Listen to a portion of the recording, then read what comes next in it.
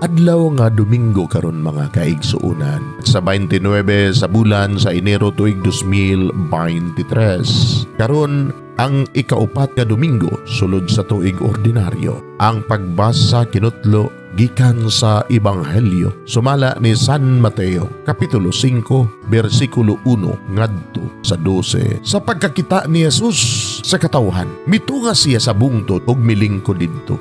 Unya mialirong kaniya ang iyang mga tinunan ug gitudluan niya sila ni ining mosunod.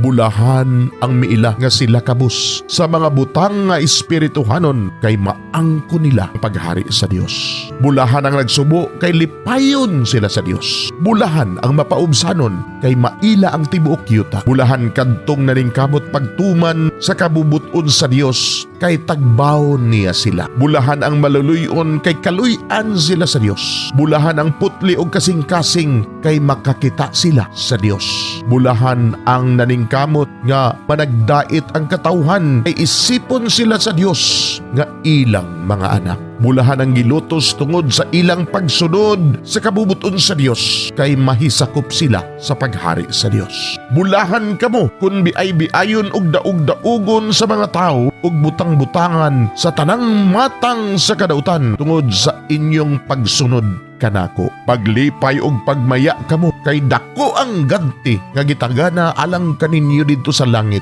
Giingon usab nila niini pagpasipala ang mga propeta nga nahiuna ninyo. Mga igsuon, ang Ebanghelyo sa Ginoo. Daygon ikaw, Kristo.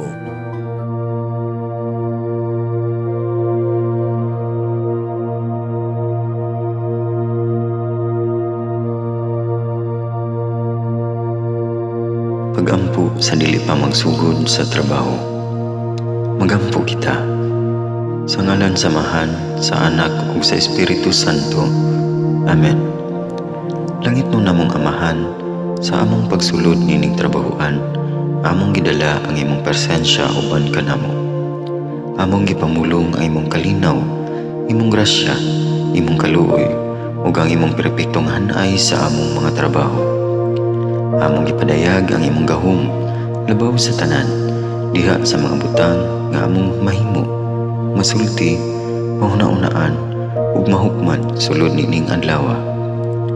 Ginoo, nagapasalamat kami sa gasa sa kinabuhi niining bagong adlaw, niining kahigayunan nga kami nakasulod sa trabaho ug mamahimong parte niining nga grupo.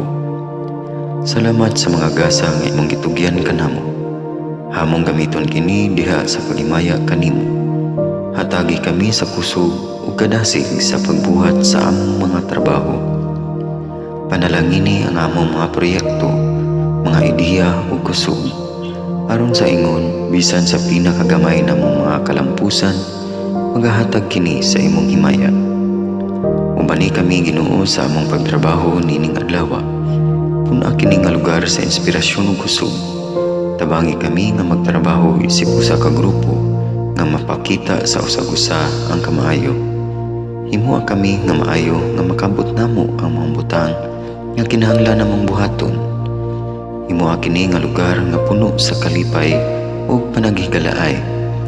Ug kamugaway ug kalinaw ang mapatigbabaw niining dapita. Ginoo, kung kami anaa sa kalibog, giyahi kami. Kung kami muwadaan sa kadasig ug paglaom, dasiga kami. Himua nga ang trabaho nga among gihimo ug ang paagi sa among paghimo niini makahatag unta kini ug hugot nga pagtuo, kalipay ug pahiyom sa tanan nga among mahimamat karong adlaw. Panalangini ang among mga pamilya, among Pinoy-anan, among nasod. Himua nga magmatidud-anon kami sa pagtagad ug pag-amuma sa kalikupan ug sa tanang may kinabuhi diha sa pagbuhat kanamo sa pagkabot sa imong pangandoy alang sa hustisya ug kagawasan. O Ginoo, sa among pagbiya nining lugara, tagay kami sa imong panalangin ug kaluoy sa among pagbiyahe. Panalangini ang among mga pamilya ug Pinoy-anan nga anaon ta sa maayong kahimtang sama sa among pagbiya kanila. Ginoo, salamat sa tanang butang nga imong nabuhat sa tanang butang kay imong gibuhat ug sa tanang butang imong buhaton pa. Sa ngalan ni Jesus among giampo diha sa tumang pagigugma ug pagpasalamat. Amen. Sa ngalan sa Amahan, sa Anak ug sa Espiritu Santo. Amen.